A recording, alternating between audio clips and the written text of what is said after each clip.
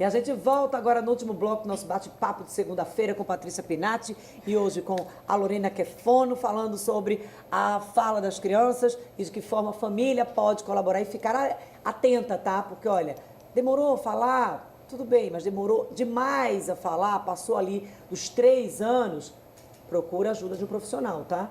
Pode não ser nada. Sim. Né? Expectativa, a gente espera, é que não seja nada. Mas, infelizmente, essa não é a realidade.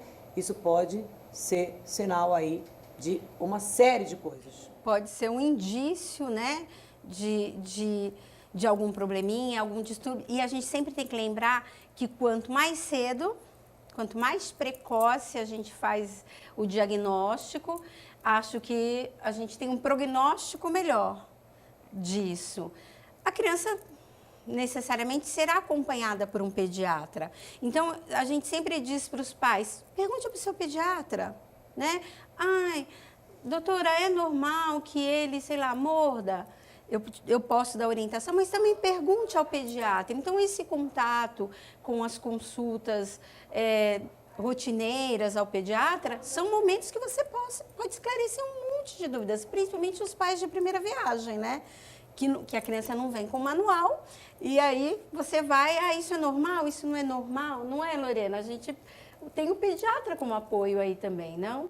Temos o pediatra, que eles fazem um encaminhamento, caso ele ache necessário, e a escola também, ela também vem trazendo esse encaminhamento dessas crianças que não vêm a falar. Então, por exemplo, se for um caso de um autismo, por exemplo, eles falam muito pouco, mas tem outras questões que estão em volta do autismo, questões relacionadas à interação, que eles não têm contato de olhos, eles acabam se excluindo mais da fala, excluindo mais da relação com as outras crianças. Elas interiorizam mais, né? Isso, e elas acabam falando um pouco. Então, às vezes, ela é dita como aquela criança mais tímida, que não fala tanto, que não brinca tanto, e acaba passando. Às vezes pode ser um grau mais leve de autismo, que ele vem a falar também, mas as construções, a quantidade de elementos numa frase, a forma que ele vai construindo aquela frase, a frase que às vezes não é de uma forma normal que a gente vem falando. Então, sujeito, verbo, predicado, às vezes ele inverte essa ordem também. Então, os pais também têm que ficar atentos em relação a isso e também a escola, o pediatra. Então, não só a ausência da comunicação, mas também a uma distorção, forma, né? Como ela se Pode comunica. até ser uma timidez, de fato. Mas, olha, pode. não dá para isolar e encarar como timidez, porque ali pode ser uma série de outros fatores. Não ouve direito. Sim, a surdez, né?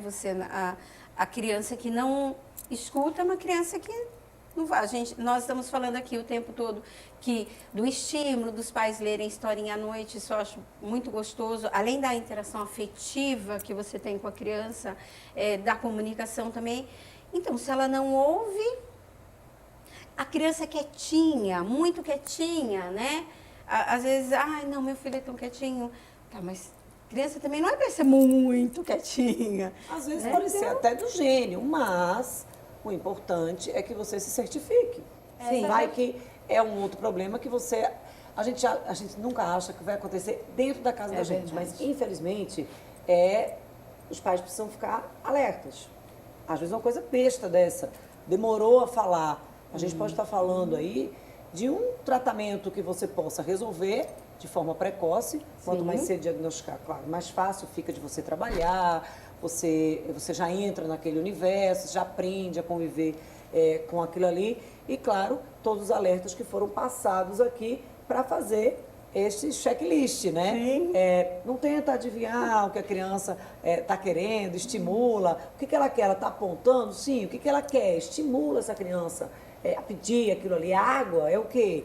E aí você vai vendo se de fato ela é uma criança que está ficando preguiçosinha, porque o pai e a mãe não deixam, não colaboram. Entende? Justamente às vezes por conta que a gente vem falando aqui, né? Passa o dia todo na rua trabalhando. E aí chegam no horário que estão com os filhos querem abarcar, Falar, querem blindar, querem fazer tudo. E, inclusive, adivinhar o que eles querem. E, inclusive, adivinhar o que eles querem. E até uma questão de materna e paterno. As crianças que estão muito com a avó também, né? Que é ali suprir todas as necessidades. Então, você, ai, não, eu já sei. Não, eu já sei. É água. Então, assim, sou totalmente a provedora. E a gente acaba orientando essas crianças, né, quanto a essa necessidade de falar. Porque às vezes a criança aponta, aquilo, e não fala. E o adulto fala, ele tem que falar. Você quer o quê? Você quer o biscoito? Você vai querer um bolo? Você vai querer aquilo? Para que ela também possa vir a se comunicar e a agir sobre isso. E que não o adulto só precise estar falando, e essa criança somente gesticulando. É verdade. É a necessidade, né, que a gente vem conversando aqui.